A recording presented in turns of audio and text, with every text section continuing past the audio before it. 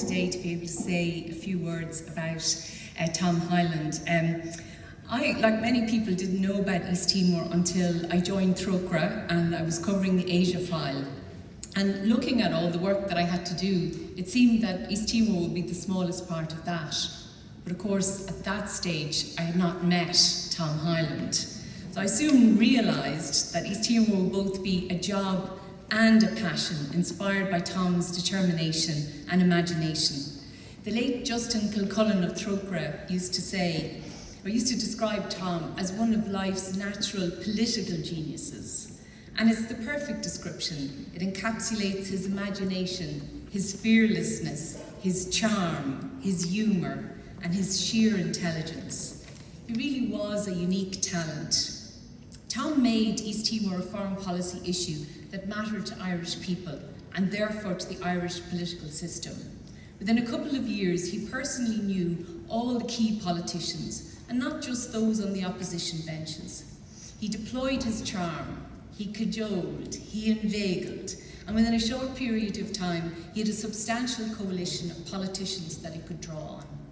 He used that political capital to persuade the then Minister of Foreign Affairs, David Andrews, to travel with him to East Timor in April 1999.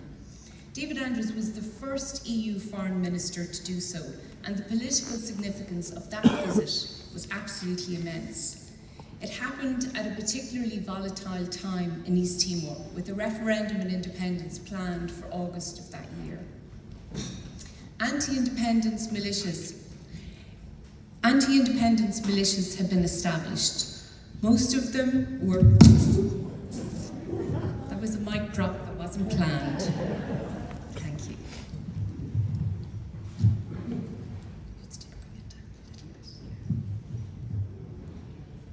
I'm just not as tall as Joe Duffy, it turns out. So anti-independence militias had been established. Most of them were poor, ill-disciplined young men, high on drugs and primed for mayhem. And despite our presence, the army and the police stood by while the militia attacked groups of people seeking refuge. We were attending a meeting in Bishop Bellows' house when Manuel Carrascalão, a senior Timorese leader, burst into the room, distraught, to announce that his son had been killed by the marauding militia, and many others, mainly women and children, had been injured. The political impact of the visit was huge, because the first-hand witness by a foreign minister meant that Ireland's voice internationally was uniquely informed and could not be ignored.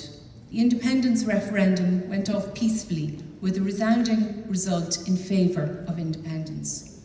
Without Tom Hyland, there was no East Timor Ireland Solidarity campaign.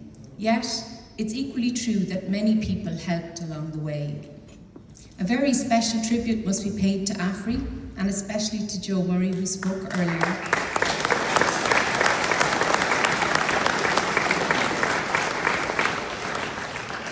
Both for his early support, but also for his constancy and his quiet wisdom in the background. But Tom drew in a wide range of young people, many of them here today, just not so young anymore. But there were trade unionists, artists, and other social and political activists.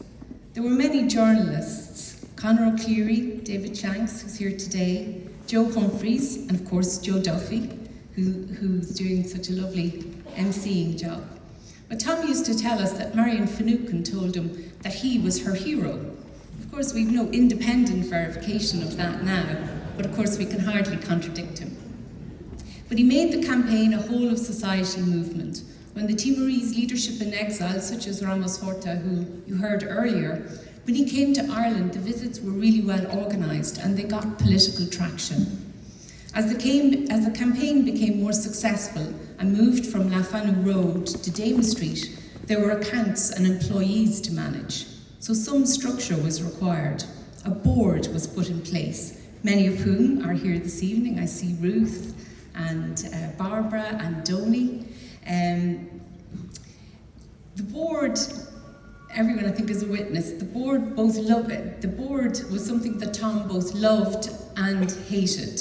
He took great joy at handing over all the irritating jobs, but bristled at the structure and process. His freewheeling imaginative flair could not be contained, so our dedicated and often earnest interventions were not always appreciated. It was his freewheeling imaginative flair that found him, me, and Mark, who's here this evening, holding a cardboard rocket over our heads outside the EU offices in Molesworth Street in 1996, protesting EU arms sales to Indonesia. It was that same imagination that had Irish politicians queuing to be photographed standing behind mock prison bars in the Free Shananagushmau campaign in 1998.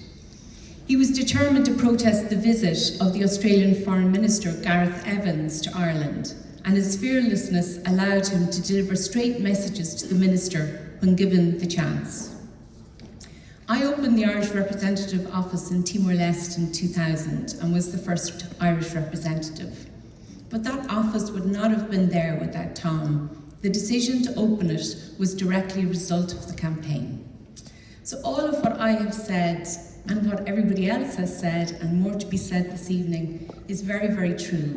But when I think of Tom, I really will remember his generosity. He's one of the few people that I've met in my life that genuinely had no interest in things. Whatever he had, he readily shared or gave away. And whenever he needed something, it would always be found. People flocked to him, and he translated his charisma into support and help for others. That's how the Timorese came to be in Ireland in the 90s. Not because Tom had much, but he could get them what they needed when they needed it. Likewise in Dili, during those early days of independence, Tom knew his heart was there, and all that remained was to find a way to live and work in Timor-Leste. Within the shortest time of moving to Dili, he was a character around town. Everyone knew him, and he had a joke and a laugh with all and sundry, even when there was no common language. Tom loved Timor-Leste. He built a wide adopted family there and was loved and cherished by everyone who knew him.